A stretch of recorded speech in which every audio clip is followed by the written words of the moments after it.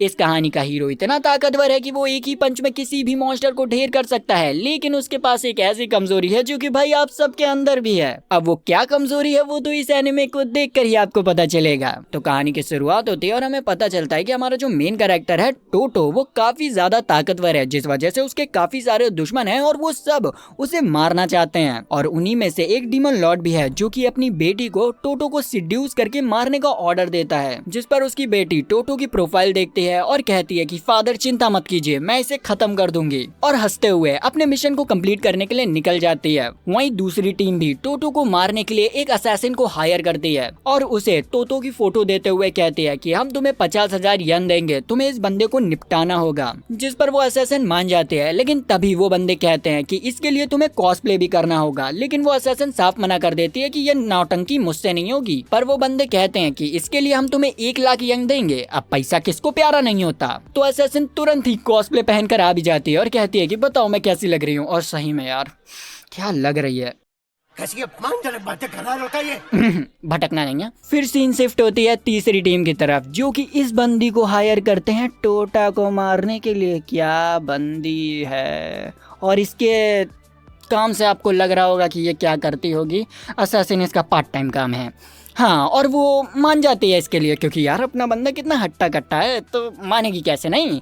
और वहीं दूसरी तरफ हमें दिखाया जाता है हमारा बंदा, जो कि एक एडवेंचर गिल्ड में चौड़ से घुसता है और डायरेक्ट सबसे कहता है कि कौन कौन मेरी टीम में आएगा। तो सभी लोग काफ़ी ज़्यादा ही एक्साइटेड हो जाते हैं कि हाँ हाँ मैं आपकी टीम में आऊँगी, मैं आपकी टीम में आऊँगा। ये देखकर हमारा बंदा काफ़ी खुश होता है कि इतने लोग मुझे प्यार करते हैं। लेकिन ये तो सिर्फ उसकी इमेजिनेशन है, क्योंकि टोटा इतना ज्यादा शर्मीला है कि वो किसी से बात ही नहीं कर पाता, और जब भी वो किसी से बात करने जाता है तो सब लोग उसका खतरनाक चेहरा देखकर ही डर जाते हैं, जैसे कि अभी हुआ, और डर के भाग गए। टोटो यहाँ पर उदास होकर सोचता है कि हमेशा मेरे साथ ही ऐसा क्यों होता है, क्या मेरी कभी टीम नहीं बनेगी। तभी ये तीनों लड़कियां टोटो के पास आती हैं और एक साथ टोटो से कहती हैं कि क्या आप हमारी टीम में ज्वाइन होना चाहेंगे। अब इन तीनों ने एक साथ कहा था तो ये तीनों ही एक दूसरे को देखकर हैरान होती हैं कि ये कौन आ गई ज्वाइन करने के लिए, और ये तीनों ही बहस करने लगती हैं कि नहीं टोटो हमारी टीम में ज्वाइन होगा। और यहाँ पर अपना टोटो तो भाई ब्लश कर रहा होता है कि अभी तक भाई कोई भी नहीं था मेरी टीम में, और अब तीनों खूबसूरत लड़कियां, और वो अपने आप से कहता भी है कि मैं इन तीनों को प्रोटेक्ट भी करूंगा। लेकिन यहाँ पर जो गिल्ड के लोग होते हैं वो इन तीनों लड़कियों के पास जाते हैं और कहते हैं कि क्या तुम इस बेकार इंसान के पास आ रहे हो, हमारे पास आओ, हम तुम्हारे बड़े करेंगे, मतलब तुम्हें और अच्छे से ट्रेन करेंगे। पर पीले बाल वाली लड़की डायरेक्ट टोटो का हाथ पकड़ लेती है और कहती है कि नहीं हम तो इन्हीं की टीम में आएंगे। और भाई उसके हाथ पकड़ते ही हमारे बंदे का मुंह लाल हो जाता है और वो वहीं पर बेहोश हो जाता है। और इसी कमजोरी की मैं बात कर रहा था, गर्ल प्रॉब्लम। और रुको मैं इन तीनों लड़कियों का नाम इंट्रोड्यूस करा दूं। पीले बाल वाली लड़की का नाम है गियो चैन, और इस असैसिन का नाम है अमाने, और ये जो छुटंकी है उसका नाम सील है। हाँ सील, जो कि टूटेगी। मतलब यार मैं क्या कह रहा हूँ। अरे स्क्रिप्ट वाले भैया फूका कम किया करो यार, क्या लिख रहे हो ये। हाँ, और ओवरफ्लो देखना बंद करो, इसी वजह से ये सब हो रहा है। यहाँ पर ये तीनों हैरान थी कि यार ये बंदा बेहोश हो गया मेरे छूते ही। और इसी समय सील को मौका मिल जाता है टोटो को उड़ा ले जाने का, तो वो अपनी मैजिक पावर का यूज करती है और टोटो को उड़ाकर वहाँ से ले जाती है। और ये दोनों भी सील का पीछा करने लग जाते हैं। भागते हुए अमाने तुरंत ही अपनी स्नाइपर निकालती है और सील के ऊपर अटैक करने लगती है, लेकिन सील उसके हर एक अटैक को डॉज करती है इजिली, जिसके बाद वो लोग एक जगह आकर रुक जाते हैं। सील यहाँ पर एक डेमोनिक मैजिक को कास्ट करने लग जाती है। अमाने भी एक रॉकेट लॉन्चर निकाल लेती है और ग्यू भी चोरी चुपके से एक पोशन की बोतल को खोल लेती है। यहाँ पर इन दोनों के बीच में फाइट स्टार्ट हो पाती है उससे पहले ग्यू बीच में आ जाती है और उनसे रुकने के लिए कहती है और कहती है कि तुम्हें ऐसे लड़ना नहीं चाहिए, जिस पर वो दोनों कहने लगती हैं कि हटो हमारे सामने से, और अटैक करने वाली थी लेकिन अचानक से उनकी बॉडी पैरालाइज हो जाती है और ग्यू चैन रिवील करती है कि उसने हवा में एक पैरालाइजेशन पोशन फैला दिया है, जिससे कि अब ये दोनों हिलने वाले नहीं है। तभी उनके नीचे एक समनिंग पोर्टल एक्टिवेट हो जाता है, जो कि सील ने अभी थोड़ी देर पहले ही एक्टिवेट किया था, जिसे देखकर इन तीनों की ही हालत खराब हो जाती है। लेकिन ग्यू चैन तो अपनी फ्री थी तो वो वहां से भागने की कोशिश करती है, पर ये दोनों लड़कियां उसके पैरों को पकड़ लेती हैं, मतलब खुद तो मरेंगी ही, इसे भी लेके डूबेंगी। तभी उस पोर्टल में से निकलता है एक मॉन्स्टर, जो कि आते के साथ ही साथ उनके ऊपर अटैक कर देता है। लेकिन बीच में आ जाता है टोटा, जो कि अपने एक ही पंच से उस मॉन्स्टर को खत्म कर देता है और फिर उनकी तरफ एक स्माइल पास करता है। यहाँ पर ये तीनों ही बहुत डरी हुई थी कि यार ये बंदा सही में काफी ज्यादा ही ताकतवर है, तो वो डायरेक्ट उसके पास जाते हैं और कहते हैं कि तुमने हमें बचा लिया, और वापस से उसे टच करते हैं जिससे कि उसका सर्किट बोर्ड वापस से क्रैश हो जाता है। ये लोग कहने लगते हैं कि इसने अभी हमारी जान बचाई है तो अभी हमें इसे नहीं मारना चाहिए, जिस पर सब लोग एग्री करते हैं। तो ये लोग आपस में बात करते हुए डिसाइड करते हैं कि एक छोटा सा रेस्ट लिया जाए, एक रेस्टोरेंट में खाना खाने चलते हैं। और असल में इनके मन में तो कुछ और ही चल रहा होता है। ये छोटंकी सोच रही होती है कि मैं कैसे करके इन लोगों का भरोसा जीत लूंगी और फिर टोटो को लेकर यहाँ से निकल जाऊंगी। अमाने भी कुछ ऐसा ही सोच रही थी कि मैं दोस्ती का नाटक करूंगी। ग्यू चैन भी ऐसा ही कुछ सोच रही थी। तो इन लोगों का प्लान एक तरह से एक जैसा ही था भाई। और फिर हम देखते हैं रेस्टोरेंट की सीन, जहाँ पर ये लोग आराम से बैठकर एक दूसरे को अपना इंट्रोडक्शन दे रही होती हैं। और यहाँ पर हमारा बंदा भी अपना चौड़ में सबको इंट्रोडक्शन देता है कि मेरा नाम है टोटा और मैं डीमन किंग को मारने वाला हूँ। जो सुनकर ये तीनों काफी ज्यादा ही एक्साइटेड हो जाती हैं और उसे चेयर करने लगती हैं। लेकिन ये भी एक इमेजिनेशन थी उसकी, और वो सिर्फ अपना उन लोगों को नाम ही बता पाता है। तभी अचानक से अमाने को एक और काम याद आता है, मतलब एक और बंदे को निपटाना था उसे। तो वो वहाँ से निकल जाती है और हम देखते हैं कि वो एक अपनी पोजीशन लेकर किसी को मारने के लिए तैयार थी। लेकिन तभी उसकी नजर कुछ लोगों पे पड़ती है जो कि एक बच्चे को स्लेव बनाकर कहीं ले जा रहे थे। तो हमारी अमाने एक अच्छी लड़की की तरह जाती है और उस बच्ची को बचाने की कोशिश करती है। असल में अमाने बुरी दिखती है लेकिन वो बुरी है नहीं। उसके इंटेंशंस बस इतने हैं कि उसे इतना पैसा कमाना है कि वो जितने गरीब लोग हैं उन्हें अच्छे से रख सके। तभी वो ये सारे काम भी करती है। यहाँ पर वो सबको ढेर तो कर देती है, लेकिन एंड द एंड उनका जो बॉस होता है, जिसके हाथ में भाई सर था, मतलब सर कटा भूत, वो अमाने के पास आता है और कहता है कि तुमने वापस से मेरे काम में टांग अड़ा दिया अमाने, अब तुम नहीं बचने वाली। अमाने अपने रिफ्लेक्सेस का यूज करती है और उसके ऊपर अटैक करती जाती है। वो बंदा बचता है, लेकिन अमाने अपनी डैगर निकालती है और उसके एक हाथ को काट देती है और फिर अटैक करती जाती है। लेकिन ये जो सरकटा भूत था वो भी कम ताकतवर नहीं था, वो भी अपनी पावर दिखाता है और अमाने के ऊपर अटैक करने लगता है। लेकिन तभी वहाँ पर हमारा टोटो आता है और अपने एक ही पंच में उस सरकटे भूत का गेम ओवर कर देता है। टोटो को यहाँ पर देखकर अमाने काफी हैरान होती है और उससे कहती है कि तुम यहाँ पर क्या कर रहे हो, जिस पर टोटो कहता है कि मैंने तुमसे प्रॉमिस किया था ना कि मैं तुम्हें प्रोटेक्ट करूंगा, तो मैं आ गया। उसकी ये बात सुनकर अमाने ब्लश करने लग जाती है, जिससे कि उसका डैगर टोटा को दिख जाता है और वो उससे कहता है कि आखिर तुम्हारे हाथ में ये क्या कर रहा है। जिस पर अमाने बहाने बनाने लगती है, लेकिन उसके पास कोई प्रॉपर आंसर नहीं था। तो वो यहाँ पर एक किस वाला इमोजी करती है,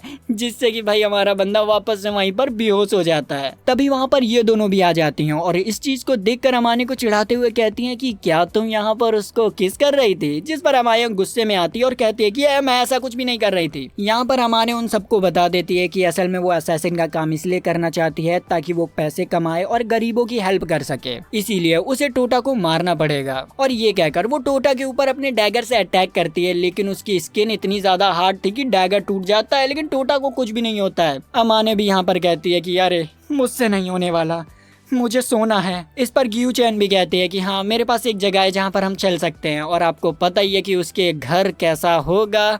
तो वो वहाँ पर उन्हें लेकर जाती है और सही में उसका घर तो काफी ज्यादा ही रंगीन था। जिस पर अमाने और सील कहते हैं कि नहीं भैया मैं बाहर ही ठीक हूँ, और वो वहाँ से चले जाते हैं। अब ग्यू चैन तोतो के साथ अकेली थी, तो वो अपने प्लान को अंजाम देती है और उसे एक इंजेक्शन लगा देती है, जिससे कि हमारे बंदे के अंदर भरपूर जोश आ जाएगा। ग्यू नहाकर वापस आती है तो वो देखती है कि टोटा अभी भी बेहोश है, उसके ऊपर मेडिसिन का असर नहीं हुआ है अभी। तो वो यहाँ पर अपना कमाल दिखाना स्टार्ट कर देती है ताकि उस मेडिसिन का असर जल्दी से टोटा के ऊपर स्टार्ट हो जाए, जिसके लिए वो ये सब भी करती है और ये सब पहनती भी है और टोटा को अपने हथियार से मारने भी लग जाती है, जिससे कि भाई सही में उसकी मेडिसिन का असर टोटा के ऊपर होने लग जाता है और टोटा उसे पकड़ता है और बेड पर पटक देता है। ये देखकर 2 मिनट के लिए ग्यू भी हैरान थी कि आखिर अब ये क्या होने वाला है मेरे साथ। लेकिन टोटा अपने आप को कंट्रोल कर रहा था और कहता है कि नहीं मुझे इसे प्रोटेक्ट करना है, मैं ऐसा नहीं कर सकता। ये देखकर ग्यू चैन ब्लश करने लग जाती है और अचानक से अपना बंदा वापस से अपने कंट्रोल में आ जाता है और वो अपने आप को ग्यू चैन के इतने करीब देखकर वापस से नोज ब्लीड करता है और वहीं पर बेहोश हो जाता है। जिसके बाद ये तीनों लड़कियां आपस में बात करने लगती हैं कि हम तीनों ने सारे पैतरे इस्तेमाल कर लिए लेकिन टोटा को हम नहीं मार पाए। सील कहती है कि वैसे देखा जाए तो टोटा इतना बुरा आदमी भी नहीं है जितना हम लोग समझते हैं, पर ग्यू कहती है कि लेकिन हमें अब काम मिला है तो ये सब करना ही पड़ेगा। और अगेन तीनों आपस में बहस करने लगते हैं कि मैं टोटा को मारूंगी, मैं टोटा को सबसे पहले मारूंगी। लेकिन इसी बीच सील शर्माते हुए कहने लगती है कि वैसे इन सभी चीजों को साइड में रख के देखा जाए तो मुझे तुम लोगों के साथ टाइम स्पेंड कर काफी अच्छा लगा। जिस पर ये दोनों भी एग्री करती हैं। तभी हमारे बंदे को भी होश आ जाता है और उसे तो लग रहा था कि ये जो टीम बनी थी मेरी ये सब एक सपना था, लेकिन जैसे ही वो बेड की तरफ देखता है उन तीनों खूबसूरत लड़कियों को तो यार वापस से वो नोज ब्लीड करके बेहोश हो जाता है कि ये सपना नहीं है, ओरिजिनल है। फिर हमें अगले दिन की सीन दिखाई जाती है जहाँ पर ये तीनों उठ चुकी थी बढ़िया तरीके से, लेकिन हमारा जो टोटा था वो अभी भी बेहोश था और भाई उसका गंदा वाला खून खच्चर भी हो गया था, जिसे देखकर ये तीनों लड़कियां कहने लगती हैं अगर इसका ऐसे ही चलता रहा तो ये तो हैवी ब्लड लॉस की वजह से मर जाएगा, हमें कुछ करना ही नहीं पड़ेगा। लेकिन फिर भी ये तीनों एक्शन मारते हुए कहती हैं कि काम तो काम होता है और अपने वेपन निकाल कर कहने लगती हैं कि मैं सबसे पहले इसे खत्म करूंगी, जिस पर हमारी ग्यू चैन कहती हैं कि देखते हैं कौन किसका खत्म कर पाता है। और ऐसे ही इन लोगों के बीच में बहस होने लग जाती है। इसी बीच हमारा बंदा वापस से उठता है तो ये तीनों लड़कियां उसे गुड मॉर्निंग विश करने के लिए उसके पास चली जाती हैं और क्यूट सा मुंह बनाकर उससे गुड मॉर्निंग कहती है, जिसे देखकर हमारा बंदा वापस से बेहोश हो जाता है। इसके बाद हमें कुछ समय बाद की सीन दिखाई जाती है जहाँ पर हमारी ग्यू चैन काफ़ी ज़्यादा ही एक्साइटेड होती है क्योंकि वो लोग अब अपनी टीम का रजिस्ट्रेशन कराने जा रहे होते हैं एडवेंचर गिल्ड में, जिस पर अमाने उससे कहती है कि ज़्यादा एक्साइटेड मत हो, अभी टाइम है थोड़ा सा। यहाँ पर टोटा मन में सोच रहा होता है कि आखिरकार मेरा जो सपना था, मेरी खुद की पार्टी मुझे मिल चुकी है। सील उसके चेहरे को देखकर कहती है कि मिस्टर हीरो क्या आपको कोई प्रॉब्लम है, जिस पर वो ना करता है और फिर उन तीनों की तरफ देखते हुए कहता है मैं अपने आप को इतना काबिल बनाऊंगा ताकि मैं इन तीनों को प्रोटेक्ट कर सकूं। तभी अमाने कहने लगती है कि चलो अब हमें रजिस्ट्रेशन के लिए गिल्ड चलना चाहिए। गिल्ड पहुंचते ही वहां की रिसेप्शनिस्ट उन लोगों को रजिस्ट्रेशन फॉर्म देती है ताकि वो अपनी टीम का नाम सेलेक्ट कर सके और लीडर भी। यहाँ पर अमाने और सील को तो घंटा समझ नहीं आ रहा होता है कि अब हमें करना क्या होगा, लेकिन मेरी घियो जो थी वो काफ़ी समझदार होती है। वो कहती है चिंता मत करो, मैं बताती हूँ हमारा लीडर कौन बनेगा। और फिर वो टोटो की तरफ देखते हुए कहती है कि बताइए लीडर क्या करना है। अपने आप को लीडर सुनकर टोटो काफ़ी ज़्यादा ही शॉक हो जाता है और फिर वो अच्छी तरीके से फॉर्म को फिल करता है। रिसेप्शनिस्ट कहती है कि आपका थोड़ी देर में ही रजिस्ट्रेशन कंप्लीट हो जाएगा और आपको गिल्ड कार्ड भी मिल जाएगा, जिस पर टोटो ओवर रिएक्ट करते हुए उसके सामने कसकर झुक जाता है, जिससे कि उसके सर में से खून निकलने लगता है, जिसे देखकर रिसेप्शनिस्ट काफ़ी ज़्यादा ही डर जाती है। ये तीनों लड़कियां उसके ब्लड को पोंछते हुए कहती हैं कि अब आप हमारी टीम के लीडर हैं तो थोड़ा सा लीडर वाली खूबियां लाइए, जिस पर वो उनसे माफ़ी मांगता है। थोड़ी देर में ही उनके हाथ में गिल्ड का कार्ड आ जाता है, जिसे देखकर टोडो काफ़ी ज़्यादा ही खुश होता है। और फिर यहाँ पर मेरी ग्यू चैन उन लोगों को रैंक सिस्टम के बारे में बताती है कि सबसे हाईएस्ट रैंक एस रैंक होती है और सबसे लोएस्ट जिसमें न्यू कमर्स आते हैं उसे ई रैंक कहते हैं। जैसे जैसे ई रैंक वाले अपने मिशन को कम्प्लीट करते जाते हैं वैसे ही वो लोग प्रमोट होते जाते हैं। उसे ऐसे समझाता देखकर टोटो सोचने लगता है कि वाह ग्यू चैन कितनी ज़्यादा ही समझदार है। यहाँ पर अमाने को लग रहा था कि भाई वो तो चुटकियों में ऐसे रैंक पर पहुंच जाएंगे, जिस पर मेरी ग्यू कहती है कि ऐसा नहीं है, सालों साल लग सकते हैं। इसे सुनकर ये दोनों ही काफी शॉक हो जाते हैं। जिसके बाद ये सभी क्विस्ट देखने जा रहे थे, लेकिन तभी सील टोटो का हाथ पकड़ लेते हैं और फिर हमारे बंदे का सर्किट ब्लास्ट हो जाता है। इसे देखकर अमाने कहती है कि यार अभी तो ये नहीं होना चाहिए था। तभी सील कहती है कि चलो अब बताओ कि इसे मारने का क्या प्लान है, जिस पर ग्यूचन बताने लगती है कि हम लोग एक खतरनाक डेंजन में जाएंगे और इसे लीड करने देंगे, कोई ना कोई मॉन्स्टर इसका खुद पत्ता काट देगा।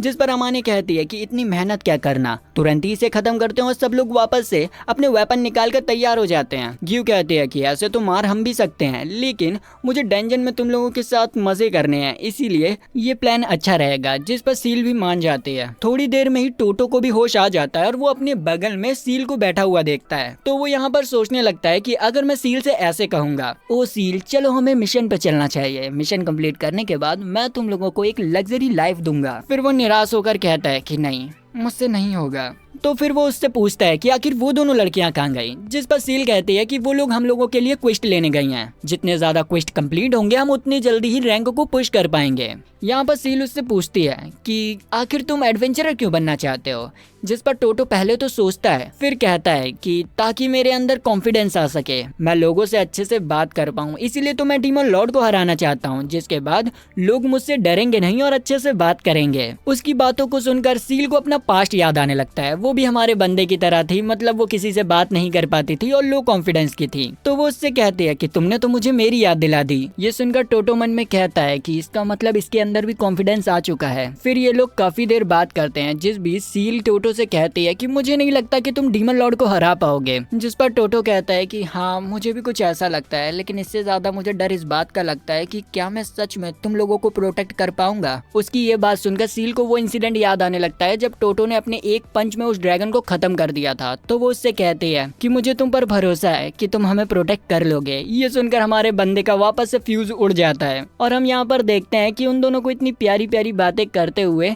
ये दोनों लड़कियां छुप कर देख रही होती हैं और ग्यू चैन उसका मजाक उड़ाने लगती है, जिस पर चिढ़कर सील उससे कहती है कि तुम लोग क्विस्ट देखने गए थे ना, तुम्हें कोई क्विस्ट मिला?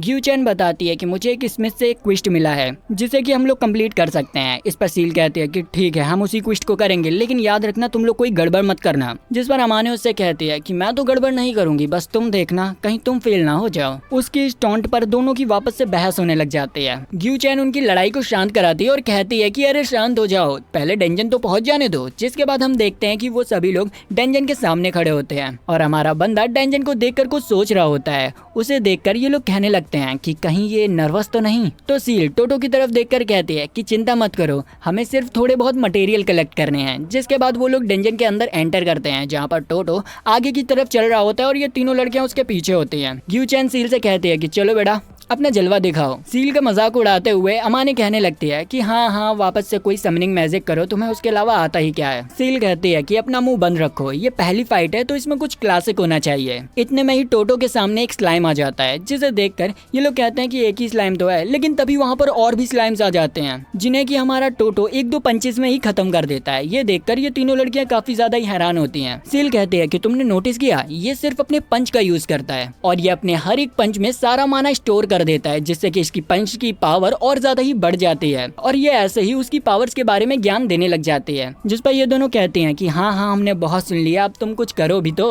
हमारी सील कहती है कि ठीक है हम करते हैं। और फिर वो अपनी पावर्स का यूज कर जितने भी वहाँ पर स्लाइम मरे हुए थे उनके ऊपर अपनी डार्क मैजिक का यूज करती है और उन्हें कंबाइन कर एक बहुत बड़ा स्लाइम मॉन्स्टर बना देती है और कहती है कि अब ये बहुत ज्यादा ही ताकतवर हो चुका है, देखते हैं टोटो इसे हरा पाता है कि नहीं। टोटो स्लाइम को पंच मारने की कोशिश करता है, लेकिन वो एक चिपचिपा सा स्लाइम था तो वो पंच उसके अंदर ही फंस जाता है। तो टोटो सोचने लगता है कि अब क्या करें। ग्यू चैन कहने लगती है कि क्या टोटो अब हमसे मदद मांगेगा, जिस पर अमानी कहती है कि नहीं, वो हमसे मदद तो नहीं मांगने वाला। और ऐसा होता भी है, टोटो उनसे मदद नहीं मांगता बल्कि वो स्लाइम को हवा में उड़ाता है और जमीन पर कस के पटक देता है। ये देखकर ये तीनों लड़कियां काफी ज्यादा ही शॉक हो जाती हैं, लेकिन हमारी बंदी सोचने लगती है कि नहीं अभी तो पिक्चर बाकी है। और वो स्लाइम वापस से उड़ जाता है और टोटो को चारों तरफ से जकड़ लेता है बुरी तरीके से। अब टोटो के हाथ पैर भी हिल नहीं रहे थे तो वो घबराने लगता है कि अब क्या करूं मैं, यहाँ पर तो मैं फंस चुका हूँ बुरी तरीके से।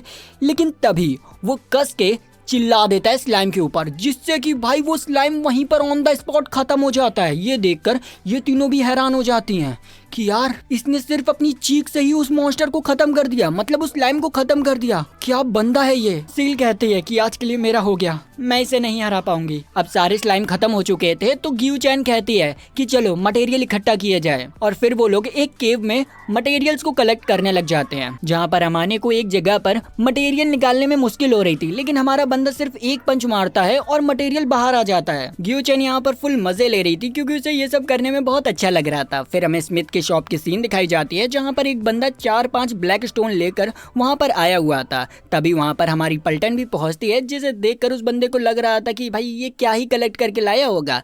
लेकिन तभी हमारा बंदा ब्लैक स्टोन का फुल भरा बोरा उनके सामने रख देता है, जिसे देखकर इस बंदे की फट जाती है और वो वहाँ से भग लेता है। ब्लैक स्मिथ भी यहाँ पर काफी ज्यादा ही खुश था इतने ज्यादा ब्लैक स्टोन्स को पाकर। तो वो यहाँ पर टोटो की तारीफ करता है और उससे नाम पूछता है। यहाँ पर पहली बार टोटो हिचकिचाते हुए किसी को अपना नाम बताता है तो ब्लैक स्मिथ उसकी और भी ज्यादा तारीफ करते हैं, जो सुनकर टोटो को काफी ज्यादा ही अच्छा लगता है। जिसके बाद हम देखते हैं कि ये तीनों लड़कियां भी अपने टोटो की काफी तारीफ करते हैं और उसे अच्छा लग रहा होता है। यहाँ पर अमाने उससे पूछती है कि आखिर तुम इतने ज्यादा ताकतवर कैसे हो, जिस पर हमारा बंदा वही साइतामा वाला डायलॉग मारता है कि मैं डेली वर्कआउट करता हूँ। ये सुनकर ये तीनों हैरान हो जाते हैं कि यार वर्कआउट करने से इतनी ज्यादा पावर्स कैसे आ सकती हैं। तभी वहाँ पर वही लंबे बाल वाला चिलगूजा आ जाता है, जो कि उन तीनों लड़कियों से कहने लगता है कि क्या तुम इस चिमकांडी के साथ हो, मेरी टीम में आ जाओ, तुम्हें बहुत सारा पैसा दूंगा। जिस पर ये तीनों लड़कियां उससे कहती हैं कि अभी मार खाएगा या देर में, निकल ले यहाँ से। ये सुनकर वो बंदा डर जाता है और वहाँ से दुम दबाकर भाग जाता है। इसके बाद हमें अगले दिन की सीन दिखाई जाती है जहाँ पर ये चारों ही सिटी में वापस आ चुके थे। मेरी ग्यूचेन अमाने से कहती है कि सील तो कल फेल हो गई टोटा को मारने के लिए, अब मुझे जाना चाहिए। जिस पर अमाने कहती है कि नहीं, हमने डिसाइड किया था ना कि इन सब चीजों का फैसला हम रॉक पेपर सीजर करके करेंगे, तो चलो किया जाए। और ये दोनों ही भाई लोग रॉक पेपर सीजर करने लगते हैं टोटा के सामने। यहाँ पर हमारा टोटा बेचारा बंदा सोचने लगता है कि वाओ, मेरी टीम की कोऑर्डिनेशन कितनी अच्छी है। लेकिन हमारे बंदे को क्या पता कि ये लोग बकरे को हलाल करने के लिए सही हथियार को चुन रहे हैं। यहाँ पर ग्यूचेन जीत जाती है स्टोन पेपर और आज उसकी बारी थी टोटा को ठिकाने लगाने की, तो वो टोटा को ले जाती है। सभी लोग यहाँ पर उन्हीं दोनों को देख रहे होते हैं, स्पेशली मेरी ग्यू को, क्योंकि यार वो इतनी ज्यादा सुंदर थी। और ये सब देखकर हमारे बंदे को काफी ज्यादा ही ऑकवर्ड फील हो रहा होता है, तो वो ग्यू से पूछ ही लेता है कि अमाने और सील कहाँ गई। जिस पर ग्यू उसके पास आती है और उससे कहती है कि उन दोनों को थोड़ा कुछ काम था इसलिए वो लोग कहीं गई हुई हैं, क्या तुम्हें मेरे साथ घूमने में थोड़ी बोरियत फील हो रही है। जिस पर हमारा बंदा थोड़ा सा शर्माता और कहता है कि ऐसा कुछ नहीं है। इस पर ग्यूचेन कहती है कि ठीक है, चलो हम लोग कुछ खाने चलते हैं। ये सुनकर टोटा मन में कहता है कि क्या हम लोग एक डेट पर जा रहे हैं। फिर वो कहता है कि नहीं नहीं, मैं इनका बॉडीगार्ड हूँ, मुझे इसे प्रोटेक्ट करना होगा। लेकिन इतने में ही ग्यूचेन उसके काफी करीब आ जाती है, जिससे कि हमारे बंदे का सर्किट बोर्ड वापस से ब्लास्ट हो जाता है। हम देखते हैं कि उन दोनों को पीछे से ये दोनों देख रही होती हैं। सील कहती है कि मुझे नहीं लगता कि ये इसे मार पाएगी, क्योंकि इसकी हरकतें ऐसी लगी नहीं रही हैं कि ये इसे मारने वाली है। जिस पर अमाने कहती है कि देखते हैं क्या होता है। तभी सील भी कहने लगते हैं कि अरे इनको कुछ भी करने तो चलो हम लोग चलते हैं, हम लोग भी कुछ खाएंगे पियेंगे। और इधर हम देखते हैं कि ये दोनों रेस्टोरेंट में आ जाते हैं, जहाँ पर ग्यूचेन का प्लान स्टार्ट हो जाता है। वो एक ड्रिंक में पॉइजन मिलाकर हमारे बंदे को दे देती है पीने के लिए, कि इसे पीने के बाद ये स्वर्ग सुधार जाएगा। लेकिन भाई टोटो जैसे ही उस ड्रिंक को पीता है और हमारी बंदी की तरफ देखता है, यहाँ पर तो ग्यू को लग रहा होगा कि अब ये निपट गया। लेकिन अचानक से वो ब्लश करते हुए एक बड़ी हवस वाली निगाहों से हमारी बंदी को देखने लग जाता है। इस पर ग्यू कहती है कि ये मरा क्यों नहीं। फिर वो क्या करती है कि कुछ खाने के लिए ऑर्डर करती है और उसमें भी पॉइजन मिला देती है हाई लेवल वाला, और वो भी हमारे टोटो को दे देती है कि इससे तो भाई ये मरेगा ही मरेगा। लेकिन टोटो उसे भी खा जाता है और फिर हमारी बंदी की तरफ देखता है और ब्लश करने लग जाता है। इससे यहाँ पर ग्यूचेन ये समझ चुकी थी कि इस बंदे के ऊपर पॉइजन का असर नहीं होता, असल में ये पॉइजन इसके अंदर की हवस की आग को बढ़ा और देता है। यहाँ पर हमारी बंदी परेशान होकर एक जगह पर बैठ जाती है, क्योंकि टोटा के ऊपर ना उसके किसी पॉइजन का असर हो रहा था, ना उसके चार्म मैजिक का असर हो रहा था, तो वो काफी दुखी थी। इसी बीच हमें उसके पास्ट की एक सीन दिखाई जाती है, जहाँ पर ग्यू काफी ज्यादा ही अकेली थी, कोई भी बच्चा उसके साथ खेल नहीं रहा था। इस क्लिप से हमें यह पता चलता है कि ग्यू का जो बचपन है वो ज्यादा अच्छा नहीं गया है। वो इन सब चीजों को याद ही कर रही थी कि तभी टोटा उसके पास आता है 2 गिलास जूस लेकर और उसे परेशान देखकर उससे कहता है कि ग्यूचेन क्या हुआ आपको। इस पर ग्यूचेन सीरियस होते हुए उससे डायरेक्ट पूछती है कि क्या तुम मुझे पसंद करते हो। इस पॉइंट पर हमारा बंदा अनकॉन्शियस होने वाला था, लेकिन वो अपने आप को कंट्रोल करने के लिए अपने होठों को कसकर दबा लेता है और कहने लगता है कि अभी बेहोश मत होना, अभी मत होना। ग्यू कहती है कि अपने आप को मुझे सौंप दो और मेरे पालतू कुत्ते बन जाओ। ये चीज टोटो को बड़ी अजीब लगती है और वो उससे साफ मना कर देता है कि मैं तुम्हारा पालतू कुत्ता नहीं बन सकता हूँ। ये सुनकर ग्यू रोने लगती है और कहती है कि प्लीज मुझसे नफरत मत कीजिएगा, ये तो मैंने ऐसा ही कह दिया। यहाँ पर हमारा बंदा अनकॉन्शियस ना हो इसलिए वो अपने हाथ को भी कस के काटने लग जाता है और कहता है कि नहीं अब तो मुझे कुछ कहना होगा। तो वो यहाँ से ग्यू से कहता है मैं आपका पालतू कुत्ता नहीं बन सकता, लेकिन मैं आपका दोस्त बन सकता हूँ, आपका पार्टनर जो कि आपको प्रोटेक्ट करे। इनफैक्ट आपको ही क्यों, उन दोनों को भी मैं आप लोगों का साथी बनकर आपको प्रोटेक्ट करना चाहता हूँ हमेशा। ये सुनकर ग्यू शांत हो जाती है और उसे बड़ी प्यार से देखती है और इस पॉइंट पर हमारा बंदा अपने आप को कंट्रोल नहीं कर पाता है और वो वापस से अनकॉन्शियस हो जाता है। ग्यूचेन की नजर टोटा के हाथ पर जाती है जो कि बहुत ज्यादा ही इंजर्ड था, तो वो उसमें एक अच्छी तरीके से पट्टी लगा देती है। थोड़ी देर में हमारे बंदे को जब होश आता है तो वो अपने हाथों को देखता है जिसमें एक ब्यूटीफुल फ्लावर था और ग्यूचेन ने उसमें बैंडेज कर दिया था। तभी ग्यूचेन उसके पास आती है और उससे कहती है कि थोड़ी देर पहले जो कुछ भी हुआ वो एक छोटा सा मजाक था, किसी को इसके बारे में बताना नहीं। और ये कहते हुए वो टोटा को एक फ्लाइंग किस देती है, जिसे देखकर हमारा टोटा वापस से अनकॉन्शियस होने वाला था, लेकिन वो अपने आप को संभाल लेता है। फिर वो लोग वापस से अपनी टीममेट्स के पास आ जाते हैं, जहाँ पर सील उन दोनों को बताती है कि मैंने एक रेस्टोरेंट देखा है जहाँ का खाना काफी ज्यादा ही अच्छा है, चलो हम लोग चलते हैं। और फिर वो टोटा को ले जाकर वहाँ जाने लगती है। यहाँ पर अमाने ग्यू का चेहरा देखकर पहचान जाती है कि ये बंदी भी आज फेल हो गई है, जिस पर ग्यू भी कहती है कि हाँ तुमने सही कहा। और फिर वो डायरेक्ट टोटा के पास जाती है और उसके हाथ को पकड़ लेती है, जिससे कि हमारा बंदे का फ्यूज वापस से उड़ जाता है। फिर अगले दिन हम देखते हैं कि ये तीनों अपने कमरे में बैठी होती हैं और इस समय अमाने कहती है कि आज मेरी बारी है। इस पर सील कहती है कि हमने तो डिसाइड किया था कि स्टोन पेपर सीजर करेंगे, तो करते हैं। इस पर अमाने कहती है कि ऐसा कुछ भी नहीं होगा, तुम लोग पहले भी अटेम्प्ट कर चुके हो, अब मेरी बारी है तो मुझे ट्राई करने दो। जिस पर ये दोनों ही मान जाते हैं कि ठीक है बेटा, तू भी ट्राई करके देख ले। जिस पर अमाने स्माइल करती है। सील वहाँ से जाने लगती है अपने नेक्स्ट अटेम्प्ट के लिए कुछ वेपन्स को खरीदने के लिए, और उसके पीछे ग्यू चैन भी जाती है। रास्ते में ग्यू चैन सील से कहती है कि चलो हम लोग कुछ खाने चलते हैं, यहाँ पर बहुत अच्छा मिलता है। लेकिन हमारी बंदी उससे मना कर देती है क्योंकि उसे ग्यू पर बिल्कुल भी भरोसा नहीं था कि क्या पता भाई ये खाने में कुछ मिला दे और इसका गेम ओवर हो जाए, तो वो मना कर देती है। लेकिन जब ग्यू हमारी स्ट्रॉबेरी फ्लेवर की आइसक्रीम का नाम लेती है, उसे सुनते ही सील के मुंह में पानी आ जाता है और वो तुरंत मान जाती है। तभी सीन शिफ्ट होती है और हमें इन दोनों को दिखाया जाता है जहां पर हमारी अमाने टोटा को जंगल में ले जाती है हर्ब्स कलेक्ट करने के बहाने, ताकि वो जंगल में ही उसका गेम ओवर कर सके। टोटा यहाँ पर अमाने से पूछता है कि आखिर वो दोनों कहाँ चली गई फिर, जिस पर अमाने कहती है कि एक्चुअली उनके पेट में बहुत दर्द हो रहा था इसलिए वो घर पर है। यहाँ पर ये दोनों ही जंगल के अंदर और जाने लगते हैं। वहीं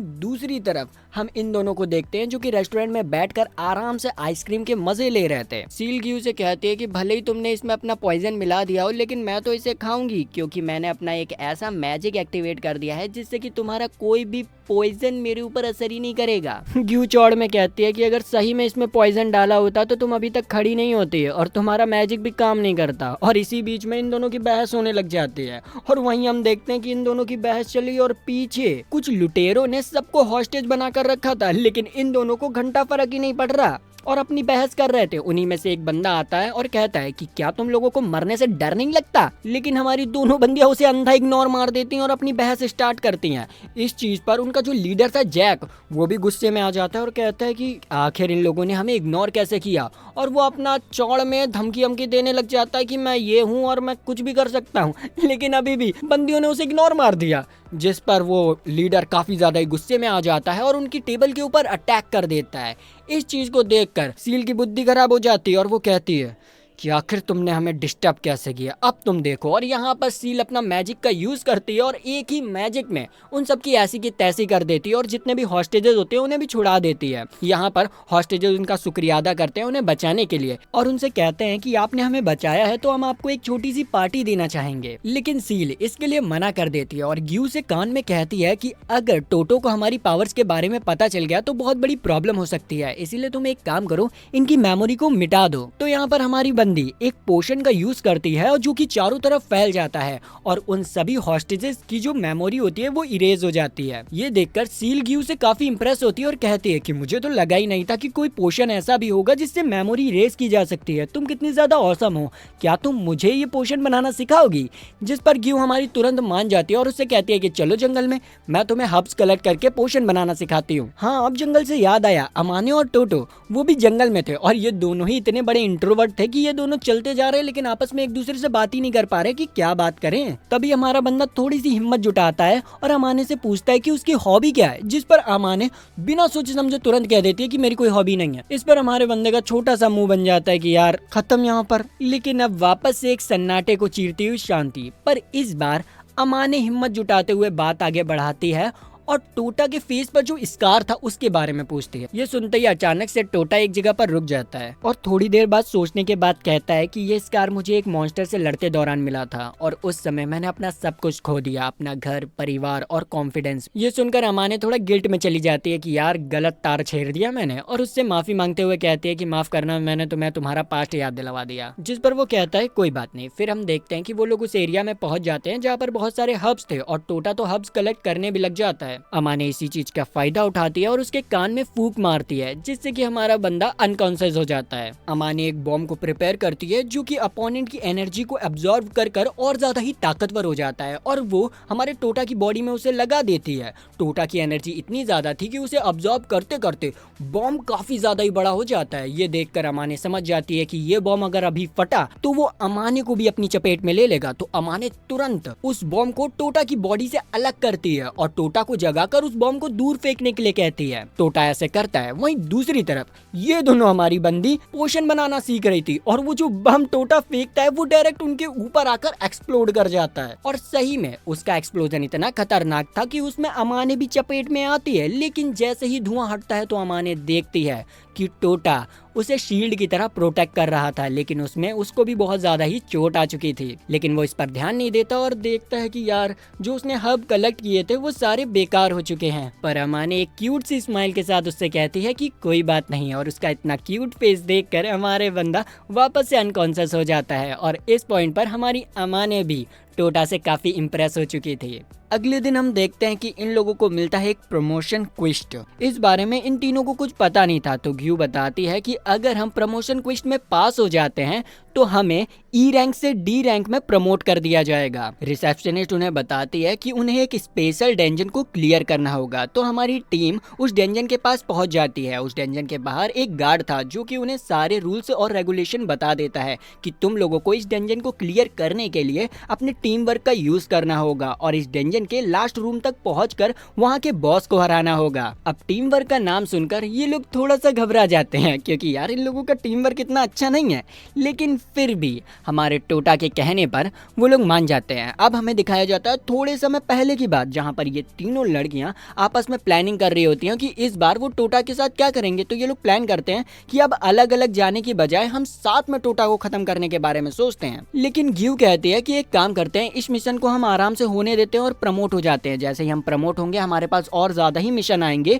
जिससे कि हमें और भी मौके मिल जाएंगे टोटा को खत्म करने के। और ये प्लान भाई इन दोनों को अच्छा लगता है, लेकिन असल में इन तीनों के मन में अलग ही अलग प्लान चल रहा होता है टोटा को मारने का। अब हम प्रेजेंट में देखते हैं जहाँ पर ये लोग डेंजन के अंदर एंटर करते हैं और पहले ही रूम को अनलॉक करने के लिए मैजिकल पावर और इस तरह का यूज करना होगा। तो इसके लिए पहले तो हमारी सील जाती है, क्योंकि उसके पास मैजिकल पावर थी।